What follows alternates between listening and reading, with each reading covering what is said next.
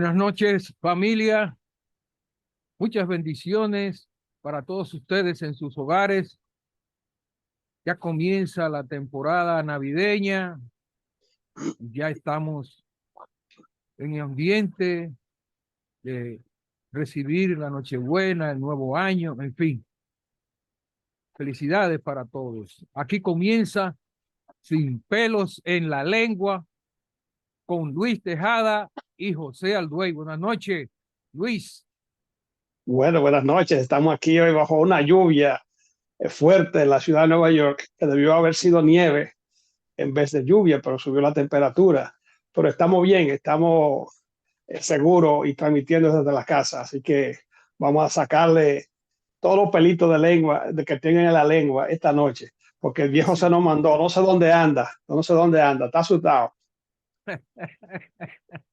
Bueno, está en un teteo seguro en Cotuí, Ay, mi pero madre. ya sabemos de sus andanzas. Señores,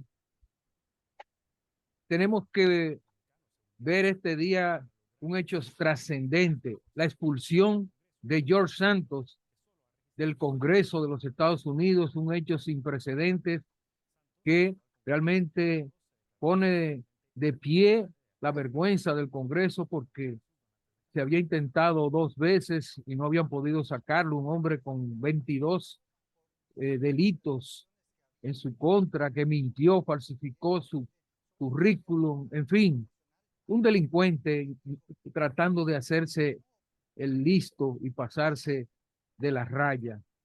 De manera que hay que aplaudir esta decisión, Luis. Sí, yo pienso que la decisión tardó mucho, ¿verdad? Tardó mucho, vamos a decir que un año para sacar este joven, porque no es un señor adulto, es un hombre de 34 años, 35 años, que intentó una locura de la de él, porque parece que viene con una deficiencia o una personalidad bipolar desde los años de cuando era mozalbete, que era muy joven en la zona de Queens, en los que parece, porque inclusive la propia familia y los vecinos decían que no le creyeran a sus mentiras, las cosas que él hablaba, que eran todas como imaginaciones. Se enganchó a político, falsificó los títulos, falsificó un montón de documentos, pero sobre todo mintió en el sentido de que era un profesional que tenía recursos. Sin embargo, él lo que tenía era, o lo que tiene es un diploma de un GD, o sea, cuando usted no termina la high school y se va a una escuela de tarde o una escuelita por ahí, termina su high school, pero nunca entró a la universidad. O sea, tiene un delito en Brasil de falsificación de cheque y, y por ahí ya te sabe. Parece que sufre de una bipolaridad en la personalidad porque viene arrastrando eso desde niño. Y sin embargo, fíjense, le gana a un demócrata en la zona de Bronx y Manhattan, de Queens, y entonces pasa a ser congresista de los Estados Unidos. Lo que va a pasar ahora es que como ya lo sacaron 314 a 113 votos, ¿verdad? Más de la dos Sí. tercera parte de lo que se necesitaba para expulsar a una gente del Congreso, se abre de nuevo la posición para poder ser recuperada por los demócratas.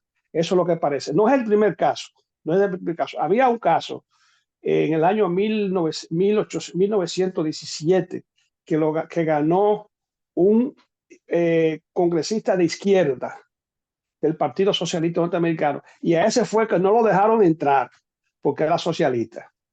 No lo dejaron entrar al Congreso y porque era la ultraderecha y nunca pudo ejercer, y por el contrario cayó preso por la desobediencia civil que hizo. Hay 7 casos en la historia de Estados Unidos que ha sucedido eso, y el más reciente es este. Antes del 2000 también había pasado otros casos, pero en este caso ha sido prácticamente algo insólito. O sea, hasta dónde ha llegado la democracia americana y hasta dónde han llegado los medios de comunicación, ¿verdad? La media, el ciberespacio, donde la gente habla tantas mentiras y tantas cosas que son completamente falsas, y la gente se lo cree. Este señor se inventó una personalidad mágica de ficción y la gente se lo creyó y votó por él. Entonces ahora miren los resultados. Así anda la democracia americana. Sí, es penoso porque definitivamente no debía haber siquiera pisado el Congreso desde que se levantó la primera información de que este señor había mentido, había hecho un expediente falso. Yo creo que llegó demasiado lejos el haberle permitido que pasara meses ejerciendo su función como congresista, habiendo violado tantos códigos penales. Así que, Y pone en tela de juicio su comunidad gay, porque es un gay. ajá. Y entonces la gente va a decir, va acá, ¿por qué los gays son mentirosos? Es que son farsantes, es que tienen doble personalidad. Eso es también muy peligroso en esa comunidad. Bueno, definitivamente se ha sentado un precedente, está expulsado y fue una fuerza unida de los congresistas demócratas y los republicanos que votaron masivamente a favor de expulsar a este señor.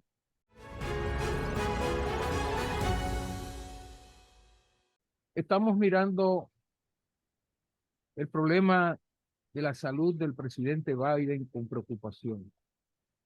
Eh, unas declaraciones dadas en Colorado hoy ponen en evidencia muchos errores, muchos dislates que son de consideración. Eso de hablar de que tiene una maletín con un botón, con la bomba que acabaría con el mundo, eso no lo dice un presidente por decirlo, ni relaja con eso. Tampoco las declaraciones que da hablando de confundiendo nombres a Trump, le dijo congresista, o sea, ¿qué es lo que está pasando? Ya hay temores fuertes de que a sus 81 años el presidente no esté apto para seguir gobernando. ¿Qué podrá suceder y qué debe ser el Partido Demócrata antes de que sea demasiado tarde? Porque ya las encuestas están incluso marcando a Trump por encima de Biden. Entonces, esto va a ir creciendo la preocupación y los votantes retirándole su apoyo y entonces se va a ver que va a perder el poder, evidentemente. ¿Qué tú opinas, Luis? Pero fíjate que en la historia de Estados Unidos ha habido 12 presidentes que se han reelegido después de 4 años, o sea, sus 8 años, excepto uno solo que duró más de 5 años, más de 5 periodos. Casi terminó y murió antes del quinto periodo, que fue a Thomas Jefferson. Eh, los, los presidentes de los 12, 7 han sido demócratas, el resto ha sido republicano. O sea, eso es para la réplica de la reelección de su mandato. En este caso, o podríamos ir un poquito más atrás, lo que pasó con Hillary Clinton, lo que pasó con Hillary Clinton y Bernie Sanders. Hillary Clinton la impusieron como candidata contra Donald Trump y se vio que perdieron las elecciones. Quien le podía ganar a Donald Trump en el 2016 era Bernie Sanders, por un discurso progresista, a pesar de su edad, donde la juventud que no vota había decidido votar por Bernie Sanders. Se perdió en las elecciones y ganó Donald Trump, con 4 años de turbulencia. A pesar de todo lo que pasó el gobierno de Donald Trump y su figura controversial, se impuso casi en un 1% con alarde de fraude y todo eso, el presidente Joe Biden. O sea, ¿qué quiere decir? Que la nación norteamericana, el 50% de los votantes, más de 70 millones a favor de Donald Trump, siguen dándole a Donald Trump la posibilidad de volver a ser presidente. Y eso fue en el 2020, con un presidente como Joe Biden, que había sido vicepresidente, con más sentido, con más lucidez. Imagínense ahora con un presidente que camina como un robot, que tiene que coger para la izquierda y coger para la derecha, o coger para la derecha y es para la izquierda y hay que estarlo guiando, con un presidente que se para repentinamente. Yo creo, me imagino que ustedes seguros han visto videos en las redes, en una reunión presidencial en las Naciones Unidas, se para de repente como un robot automático y va y le da una palmadita al presidente de China.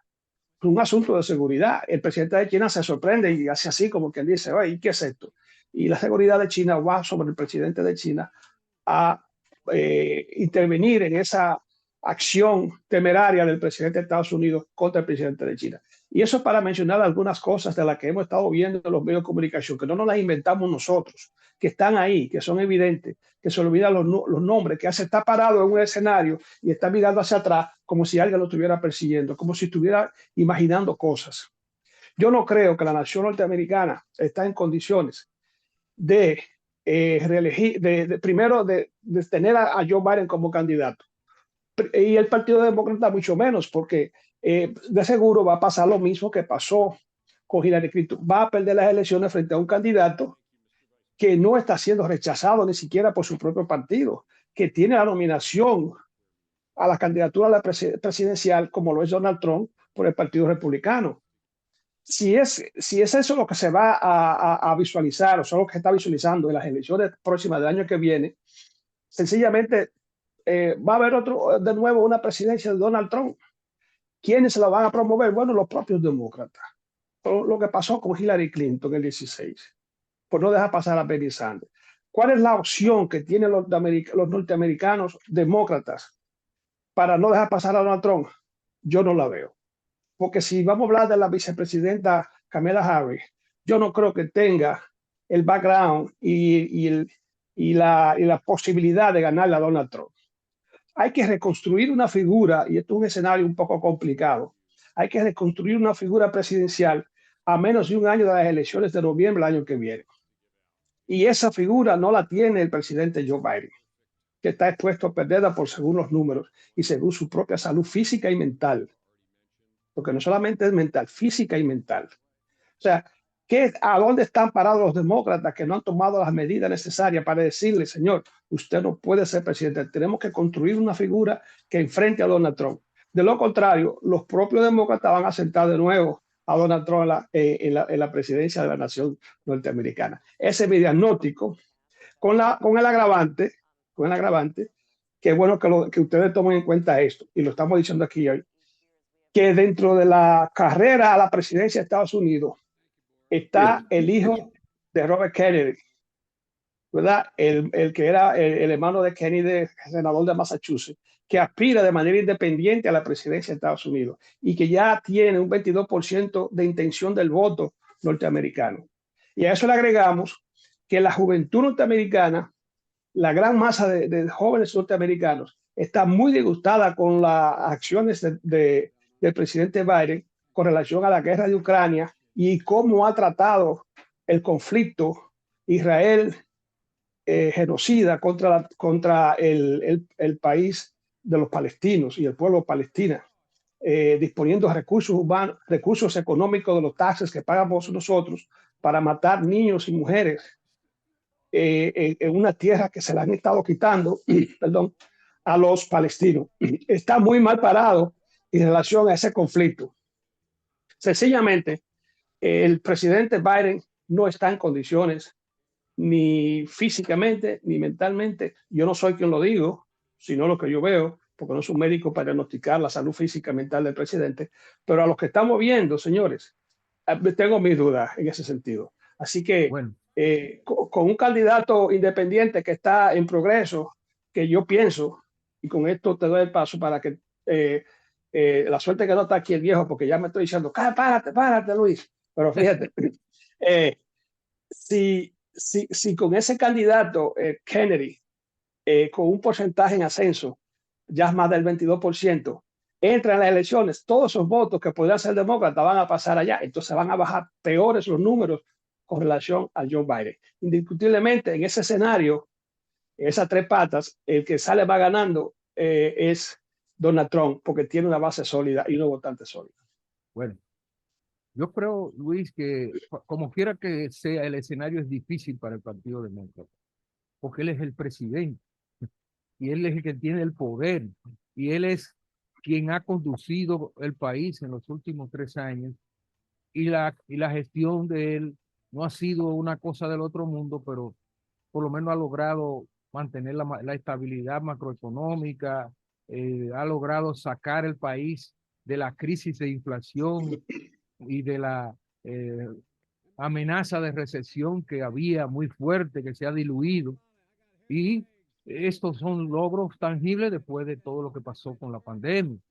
Entonces, decirle ahora mismo a ese partido, quiten a Biden y pongan, vamos a poner, habrá muchísimas posibilidades. Por ejemplo, la esposa de Barack Obama para mí es una candidata ideal, es una mujer que tiene formación, que tiene resiedumbre, que tiene liderazgo, que tiene un carisma, pudiera ser ella, pero ¿cómo explicarle a un electorado que el presidente actual hay que quitarlo ahora para poner a otra gente cuando él es el que tiene el poder? O sea, creo que es un tema delicadísimo a lo interno de la alta política del Partido Demócrata que obligaría a un cambio de fichas a última hora, así, de manera improvisada, que tal vez es mejor buscar un buen candidato vicepresidencial, elegirlo a él de nuevo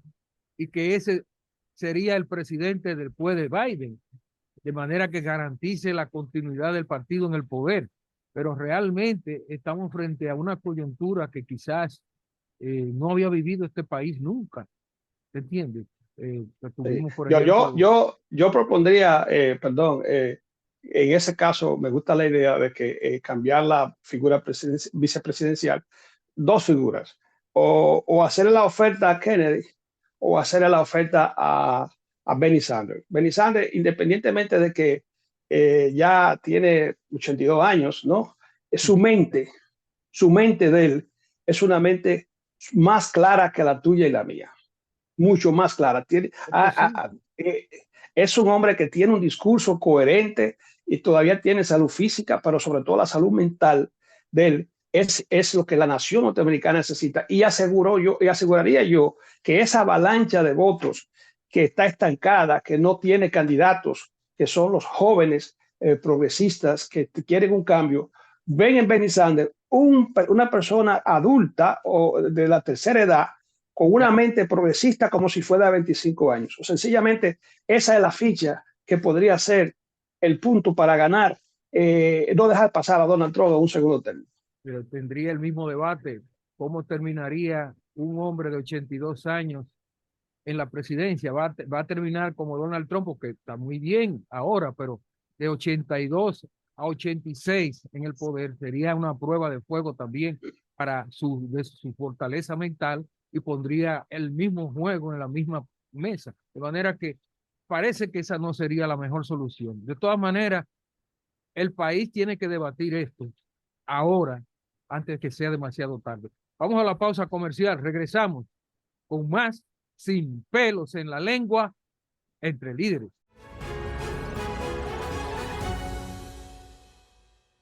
Bueno, estamos avanzando con las elecciones nacionales, congresuales y municipales en el país. Ya se sabe que en febrero es que está realmente el primer eh, episodio fuerte, porque quien gane las elecciones de febrero, pues tendrá ya un paso de avance para las de mayo. Bueno, Danilo Medina dice que en febrero se va a demostrar que el cuento del PRM es una mentira porque ellos van a arrasar. No se sabe con quién porque ni siquiera se conocen bien los candidatos del PLD, pero sí sabemos que hay ya una estructura de la alianza Rescate RD en la que están algunas alianzas, en otros van solos, no se sabe, ahí hay un enredo tan grande que solo ellos lo entienden. De todas maneras, sabemos que en la capital el PRM acaba de elegir y nominar hoy a Carolina Mejía como su candidata a alcaldesa, una decisión inequívoca porque ya ella tiene una alta puntuación, no tiene competencia, pero sí está pendiente la selección del candidato a senador o a senadora por la capital debido a que hay una indefinición y no se sabe si va a ser Farideh Raful o si va a ser Guillermo Moreno de Alianza País. Bueno, hay que ver cuál es el tranque que hay allí, pero yo siento que eh, las encuestas que ellos tienen deben estar demostrando quién tiene la verdad en las manos, porque no es verdad que van a hacer una alianza con un partido sin medir la popularidad de un candidato. Además, yo siento que hay una voluntad política más allá de una candidatura a la capital que es importante y que puede ser decisiva, pero más allá de todo esto hay una alianza, yo diría, estratégica entre fuerzas de la oposición que quieren cerrarle el paso a Leonel Fernández. Y creo que en ese esfuerzo hay ya suficientes pruebas de unidad de más de 20 partidos políticos que van a llevar a Leonel Fernández, a Luis Abinader en la boleta del PRM, del Partido Reformista, de 20 partidos. Entonces, con Guillermo Moreno se juegan dos cosas. La alianza con una figura, a mi juicio, moralmente sin tachas y una figura que ha jugado un rol presidencial, pero que renuncia a esa posición y concentra todos sus cañones en la capital. Creo que la jugada no es mala. Ahora bien, hay que ver Farideh Raful qué tanto impacta el rechazo de su candidatura y puede esto dividir el voto dentro del PRM hacia Guillermo Moreno. Puede ser que Farideh sea más importante en este momento para mantener el partido unido. Creo que eso es lo que hay que discutir para llegar a una conclusión de si es realmente lo que se necesita es que sea Guillermo Moreno y Alianza País o el PRM y Farideh Raful. ¿Qué te opinas, líder? Mire, yo pienso que las cosas se hacen en función de las estadísticas y las encuestas. Hay que ver qué suma Guillermo Moreno en el Gran Santo Domingo. ¿Qué suma? ¿Cuáles fueron los resultados de su participación como candidato a la presidencia en ese distrito, en esa zona del país? ¿Y cuántos fueron los votos que sumó Farideh en esa circunscripción, que es la capital? Y en función de eso, las encuestas te podría decir a ti, a nivel popular, quién es el mejor candidato para ganarle al candidato del sector que se está uniendo. ¿Cómo que tú lo llamas? Los recalcitrantes RD.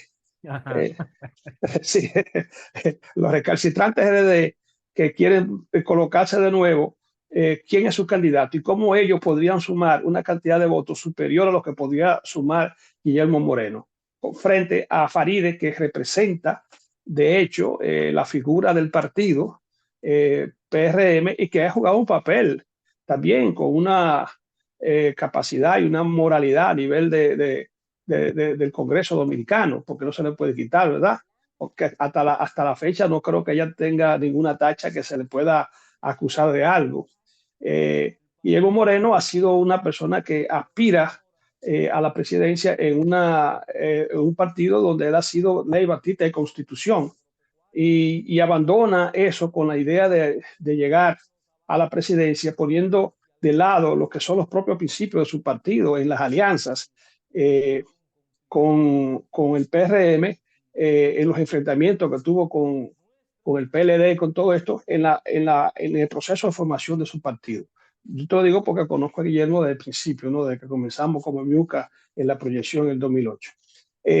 ¿Hasta dónde le conviene a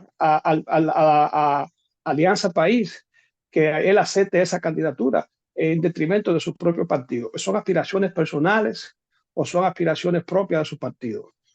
¿Cuál es el papel que se está jugando en este sentido? ¿Quién sale más ganando en esto?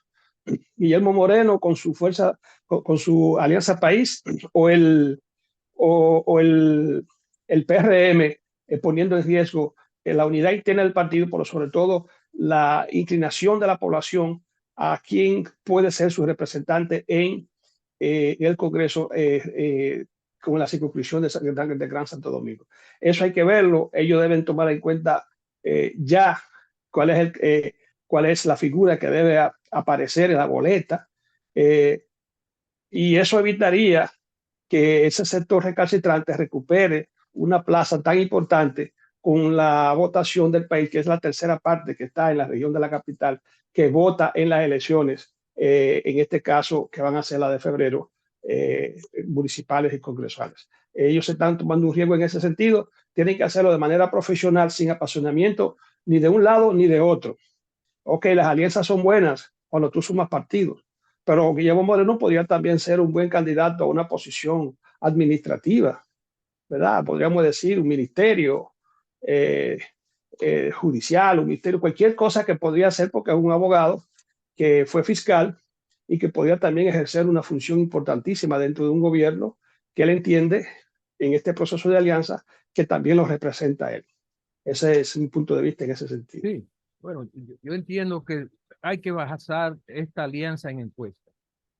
Independientemente de lo que se haya pactado con Alianza País, los números tienen que hablar y saber el posicionamiento que tiene Faride, el posicionamiento que tiene Guillermo. Sobre esa base, el que tenga más apoyo, yo creo que ese debe ser el candidato. Y que la alianza se mantenga en función de cualquier otra posición que puedan negociar Luis Abinader y Guillermo Moreno. Pero me parece que es una buena alianza y que debe ser concretada cuanto antes y que debe ser definido ya, aunque estas elecciones son para el mes de febrero. Hay que decir que también ha surgido el nombre de Alfredo Pacheco, presidente de la Cámara de Diputados, como posible candidato a la posición de senador por el Distrito Nacional. Y no creo que sea un mal candidato tampoco. Pero lo importante es que que se consolide una gran candidatura en base a una gran investigación de los números de cada aspirante y que haya la mejor selección en base a eso. Seguimos. Vamos a la pausa comercial. Regresamos sin pelos en la lengua entre líderes.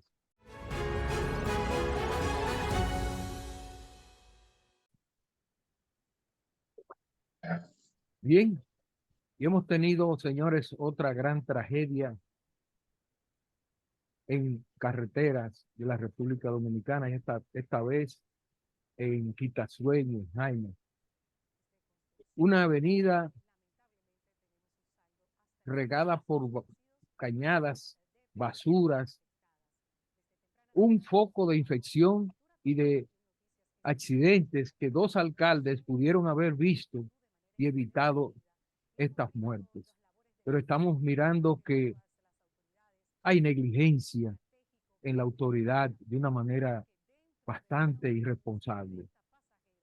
No podemos seguir mirando. Hoy ocurrió otro accidente también de dos patanas y cada momento estamos mirando accidentes y más accidentes en una escalada tan grande y por razones tan diversas y tan estúpidas como esta de tener cloacas y basureros en plena avenida sin que nadie se preocupe por el desalojo de estos desechos y que se conviertan en foco de accidentes y causen 10 muertos y 19 heridos. Esto es el colmo. Esto es el colmo, Luis. Sí, eso no se va a detener hasta que las propias autoridades de los pueblos, las localidades, asuman el compromiso que se le dio como cuando eran candidatos a las posiciones y asumir la responsabilidad de liderazgo. Nuestro país está lleno de personas que asumen un compromiso político con el interés de supuestamente ayudar a sus comunidades y sabemos que lo que hacen es ayudarse a ellos mismos. Son candidatos que no representan a nadie, a veces son impuestos por los propios partidos, dependiendo de la cantidad de dinero que ponen en la mesa para que se le asigne esa posición, pero sin ningún tipo de preparación y mucho menos también sin ningún tipo de interés personal en ayudar. Hay algo que también debe tomarse en cuenta, es la parte que tiene que ver con obras públicas. O sea, tenemos una cantidad de vehículos en la carretera de asistencia que se han dispuesto a nivel nacional, de vehículos livianos, camionetas con guardias que están ayudando a las personas si tienen algún problema de accidente o se le pinche una goma o eso. O sea, esa también debe ser una labor de obra pública en el sentido de que detectar zonas que son de riesgo, que son peligro, y mantener hacer lo que se llaman retenes, reducción de velocidad. O sea, se necesita un plan de carretera que sea eficiente para reducir los niveles de accidentes y de inseguridad en las carreteras dominicanas, porque ese no es el único caso. Hay casos gravísimos que han sucedido en la zona de, por ejemplo, de Padre Las Casas, en zonas, por ejemplo, que tiene que ver con las terrenas, en zonas de Puerto Plata. O sea, el país, donde quiera que usted se mueve, si anda guiando, tiene que tener mucha precaución porque a veces suceden derriques de tierra o deslizamiento de tierra y cuando pasan las cosas entonces que se toman en cuenta. Y así no puede ser. Yo he andado por carreteras que donde hay construcciones, por ejemplo, y que si usted se va una ladera de esa, en un vacío de lo que hay ahí, si usted no toma en cuenta el nivel de velocidad, usted se mata. ¿Me entiendes? O sea, hay construcciones que te cogen de sorpresa también en la propia carretera. O sea, el país necesita una política más eficiente en lo que tiene que ver con la viabilidad vehicular a nivel nacional. O sea, que se le permita al viajante andar seguro. La reducción de la velocidad es importantísimo también. Las señalizaciones. Hay lugares donde usted no ve señalizaciones. Se ha estado introduciendo, sí, sobre todo en la carretera del Cibao, algunas señalizaciones en la expansión de la autopista, y eso está muy bien, ¿verdad? Con unos pilotillos que se ven a distancia y eso, pero hay partes del país donde eso no sucede, donde eso no se ve. Hay que buscar responsables de esas acciones, de esos acontecimientos. Y indudablemente que son regionalizados. Y en este caso, la parte de Jaina, hay que responsabilizar a las autoridades de la zona. Pero con eso no se resuelve el problema con identificar los responsables. Hay que hacer un plan nacional estratégico que ponga seguridad en las carreteras, porque todo el mundo anda en carreteras. La República Dominicana es un país donde todo el mundo se transporta día y noche, los 7 días de la semana, porque es un país tropical. Nadie que se quede en la casa los fines de semana, viernes, sábado, domingo. Todo el mundo corre playa, corre para los campos, para las cordilleras, para los ríos. Es un país de mucha movilidad y hay demasiado vehículo en el país. Y eso hay que regularlo a nivel nacional. En zonas que son zonas difíciles, ¿verdad? Porque hay que identificar las zonas que son zonas neurálgicas, son zonas que usted sabe que son zonas de riesgo.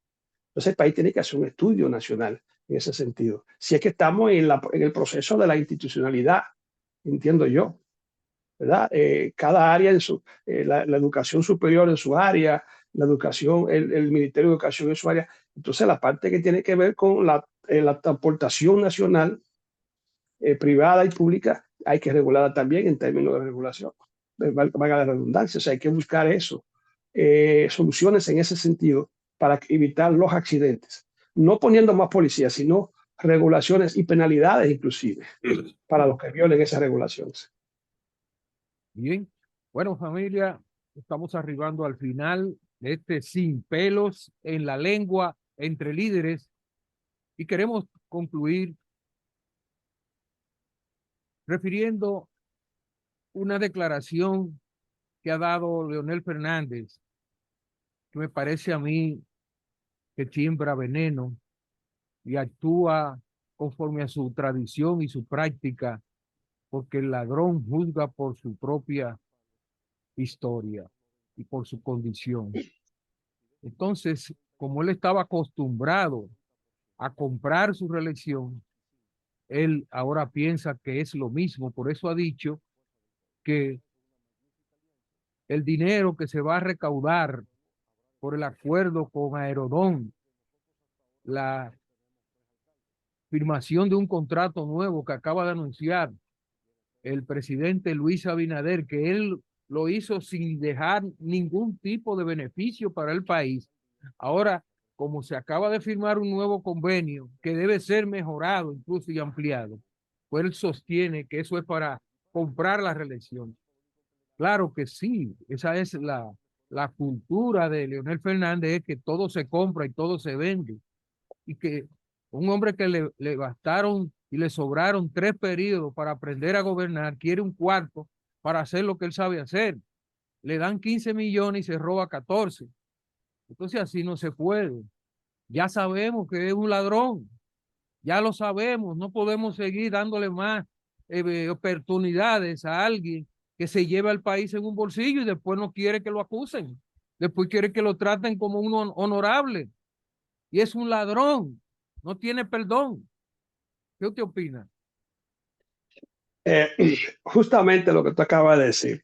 Es un término muy, un segundo apellido, podríamos decir, que le cabería a él muy bien. Y no estamos criticándolo por criticarlo, sino también estamos viendo lo que fueron los resultados de su gestión en esos 3 periodos. El último suceso que pasó el 27 de febrero, vemos que esas construcciones que se hicieron ahí en el paso a desnivel por la 27 de febrero, hubo un vicio de construcción gravísimo, que inclusive la propia Asociación de Ingenieros, la Alcodia, el Colegio Dominicano de Ingenieros, le propuso y fue denunciado por el presidente a Leonel Fernández una revisión de esas obras, y él no lo atendió y envió una comisión que ni siquiera tenía niveles de poder de decisión. Y ahí están los resultados. Después de 20 años, como una situación nacional de emergencia por la cantidad acumulada de lluvia, se destapa este vicio de construcción, que hay que ver cuánto le costó y cuánto pudo haber costado si se hubiese hecho bien, ¿verdad? Sin la sobrevaluación. Y así imagino que todas las obras que no han todavía demostrado su vicio de construcción van a surgir. O sea, así fue la gobernabilidad del presidente Leonel Fernández. No tiene moral para hablar, y hablar mucho sobre lo que él habla es como caer en sus propias redes de él para seguir hablando, porque el dicho, lo dicen los filósofos, o sea, mientras tú hablas mal de una persona, pues más se escucha su nombre. Yo pienso que el caso del acuerdo con la compañía francesa sobre los aerodoms, en este caso, como en todas las demás obras que se hacen a nivel nacional, los presidentes tienen que hacer su trabajo en beneficio de la población, bien o mal, pero al final lo que buscan es precisamente eso, la posibilidad de la reelección. Ahora, lo malo es que usted se tome dinero de las obras que tiene que hacer el Estado para financiar su reelección. Y se ha comprobado que la corrupción entre el gobierno de Danilo y los gobiernos de Fernández, se usaron los recursos del Estado para enriquecimiento personal y para la proyección del presidente en elecciones.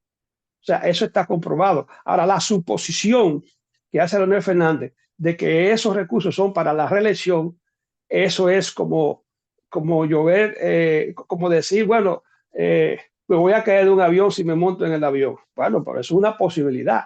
Todavía no se ha comprobado que el gobierno de Luis Abinader, y yo no soy PRMista, haya utilizado fondos del Estado para financiamiento de su reelección. Ahora, que sus obras como tal, si hablan para su reelección, bueno, pues es el resultado de su gobierno. Si lo hizo bien, la gente va a votar por él. Si lo hizo mal, la gente no va a votar por él. Y los gobiernos tienen que hacer su trabajo para que la gente pueda reelegirse. Pero hacer el trabajo y además de eso robarse el dinero para la reelección, comprando una popularidad que no tienen, eso es otra cosa. Y a eso está acostumbrado Leonel Fernández. Antes de pasar al final, yo quiero pedir, ¿verdad?, excusa a los amigos televidentes, porque estamos transmitiendo sin la posibilidad de llamada debido a problemas técnicos. De todas maneras, la próxima semana nosotros vamos a estar en vivo y directo, tomando las llamadas de los que son los dueños de este programa, Sin Pelo en la Lengua, Entre Líderes. Sí, señor. Muchísimas gracias, Luis Tejada. Muchísimas gracias, amables televidentes. Un placer inmenso estar con ustedes de nuevo en su espacio Sin Pelos en la Lengua, Entre Líderes. Hasta la próxima.